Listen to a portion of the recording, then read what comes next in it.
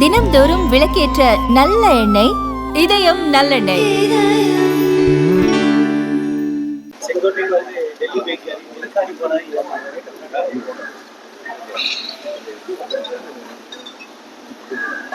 திரு செங்கோட்டையன் அவர்கள் டெல்லிக்கு போயிருக்காரு அப்படின்னா அதுக்கு நான் எப்படி பதில் சொல்ல முடியும்? அவங்க ஏற்கனவே நேற்று அவங்க கொடுத்த செய்தி ரிஷிகேஷிக்கோ அல்லது ராமர் கோயிலுக்கோ போறது மாதிரி சொல்லியிருக்கிறாங்க. அதுதான் உங்களுக்கு தெரிஞ்ச மாதிரி தான் எனக்கும் தெரியும். அவங்க எங்க போயிருக்காங்கன்னு எனக்கு தெரியாது. கூட்டணி கட்சிகள் வந்து கூறு போடுறதுதான் பாஜக வழக்கம் அப்படின்னு சொல்லி செல்வப்பிறந்த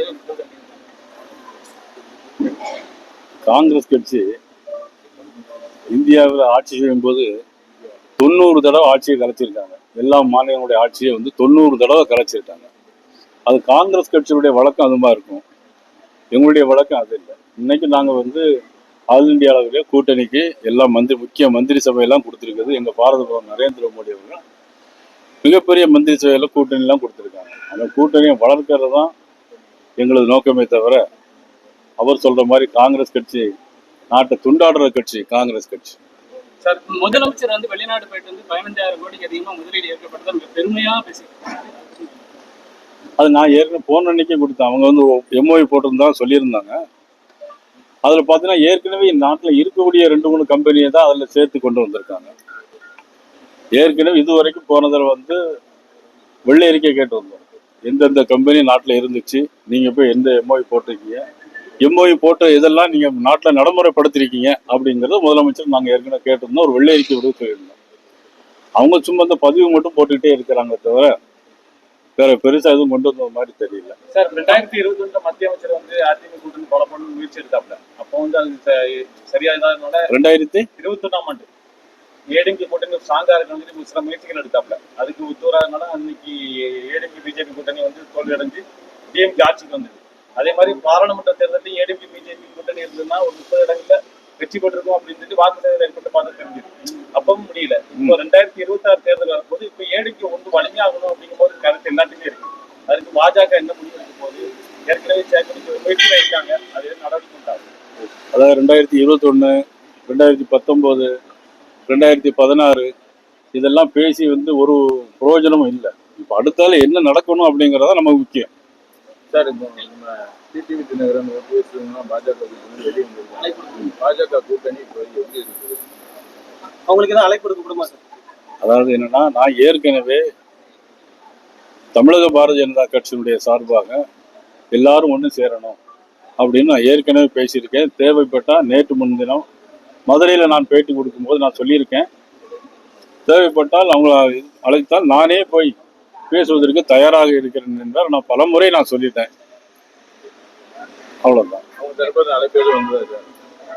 நான் தேவைப்பட்டால் கண்டிப்பாக நானே போய் அவங்களுக்கு அழைப்பு கொடுப்பேன். சார், இந்த சென்னையில தூய்மை தொடர்ச்சியா நேற்று கைது பண்ணாங்க, இன்னைக்கு கைது. அவங்க போராட்டத்தை நசுக்கிற வரைக்கும் அரசு செயல்பட்டு. அதாவது தேர்தல் அறிக்கையில தமிழ்நாடு முழுவதும் எங்கெல்லாம் துப்புரவு பணியாளர் வேலை செய்கிறார்களோ அதாவது அவர்களை நிரந்தரமாக்குவோம் என்று அவங்க தேர்தல் அறிக்கையில சொல்லியிருந்தாங்க. தேர்தல் அறிக்கையை சொல்லியிருந்ததான் துப்புரவு பணியாளர் கேட்டாங்க. அப்புறம் தொடர்ந்து அவங்க சென்னையில உண்ணாவிரதம் இருந்தாங்க. அப்புறம் அந்த உண்ணாவிரதம் இருந்த இடத்தையும் மாத்தினாங்க. அப்புறம் மதுரையில போராட்டம் நடத்தினா அதையும் பண்ணாங்க. இந்த அரசாங்கம் போராடுகிறவர்களையும் கேள்வி கேட்கிறவர்களையும் நசுக்க அரசாங்கமாக திராவிட முன்னேற்ற கழக அரசு இருக்கு. உதாரணத்துக்கு எங்களுடைய சிறுபான்மை அணியினுடைய வேலூர் இப்ராஹிம் அவர் ஒரு மருத்துவமனையில போய் கிட்னி டிரான்ஸ்லேஷன் பண்றதுக்கு என்ன வழிமுறைன்னு கேட்டுதான் போயிருக்காரு. வேற எந்த விதமான அவர் முறையில் போராடலை, தனியாக தான் போயிருக்காரு. கிட்னி டிரான்ஸ்பிளான்ட் பண்றதுக்கு என்ன முறை இருக்கு அப்படின்னு கேட்ட உடனடியாக அவர் பல்வேறு வழக்குகளை பதிவு செஞ்சு அவர் அங்கிருந்து நேற்று சிறையில் அடைச்சு இன்னைக்கு கடலூர் சிறை கொண்டு போறாங்க. இப்படிப்பட்ட ஆட்சி தான் இன்னைக்கு நடக்குது. தலைமைச் செயலகத்துக்கு வெடிகுண்டு மிரட்டுறது, கவர்னர் மாளிகைக்கு வெடிகுண்டு மிரட்டுறது. ஆனா பிஜேபி நியமனத்தை தாமதப்படுத்தி சார், தமிழ்நாட்டில் வெடிகுண்டு மிரட்டல் கொஞ்சமா நடக்கும், எல்லா மிரட்டலும் நடந்துட்டு தான். ஆளுங்கட்சி தரப்பா எல்லா மிரட்டல்களும் தொடர்ந்து நடந்து கொண்டேதான். குடியரசு துணைத் தலைவர் தேர்தலுக்கு நிச்சயமாக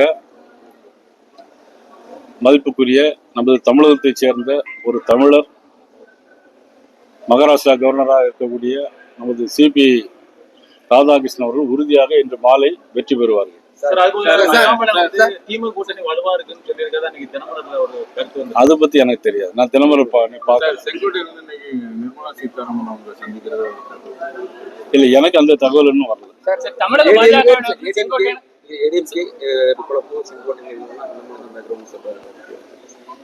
அதை பத்தி எனக்கு ஒன்றும் தெரியாது. தமிழக பாஜகவினர் செங்கோட்டையனை சந்திப்பீங்களா? அவர் வந்து அதிமுக வந்து போயிருக்காரு. அதிமுக அதான் நாங்க அதிமுக கூட்டணியில் ஏற்கனவே இணைந்து செல்லணும்னு சொல்றீங்க. உங்களோட கொள்கையும் செங்கோட்டையன் சொல்றது ஒரே மாதிரி இருக்குது. So, அப்ப நீங்க வந்து செங்கோட்டையனை சந்திப்பீங்களா? அதான் என்னன்னா, அவங்க அதிமுக எங்களுடைய கூட்டணியில் இருக்கிறாங்க. அதிமுகவுடைய பொதுச் செயலாளர் ஒரு முடிவு எடுத்திருக்கிறார். அவர் கட்சியில இருந்து அவர் வந்து இன்னைக்கு நீக்கி உத்தரவு விட்டுருக்காங்க. ஆனா எங்களை பொறுத்தவரையில என்னன்னா, எல்லாரும் ஒண்ணு சேரணும் சொல்லுவோம்னா, அவங்க அதிமுக நீக்கினவங்கள நாங்க உடனடியாக போய் சந்திக்க முடியாது. நீங்க டெல்லிக்கு ஒரு தகவல் இருக்குது. டெல்லிக்கு வேற கூட்டணி சொன்னீங்க. நான் கண்டிப்பா டெல்லிக்கு போறேன் 11ஆம் தேதி. செங்கோட்டையன் சந்திக்கிறதுக்கு வாய்ப்பு இருக்கா சார்? அவர் எங்க இருக்காருன்னு தெரியல, கேட்டு சொல்லுங்க. அதுக்கப்புறம் பொதுவாகவே வெளியில ஒரு பேச்சு, செங்கோட்டையன் வந்து பாஜக தான் தூண்டி வருது, அதிமுக உடைக்கிற வேலையை ஒரு பேச்சு. இது எல்லாத்தையும் தூண்டி விடுறது யார் தெரியுமா? நீங்க உள்பட இந்த மீடியாவெல்லாம் தூண்டி விடுறது தெரியுமா? திமுக அரசாங்கம். திமுகவுடைய தூண்டுதல்ல தான் இவ்வளவு வேலைகளுமே நடக்கு. எல்லா பின்னணிக்கும் காரணம் முழுக்க முழுக்க திமுக அரசாங்கம் தான் காரணம். திமுக வந்து தொடர்ந்து தமிழகத்துல முதலீடு வருது, அந்த மாதிரி அவங்க பெருமையா பேசுறீங்க. என்னோட ஆட்சி சாதனை. அதாவது சீனின்னு எழுதிட்டு நக்குன்னா இனிக்காது. அது நடைமுறையை கொண்டு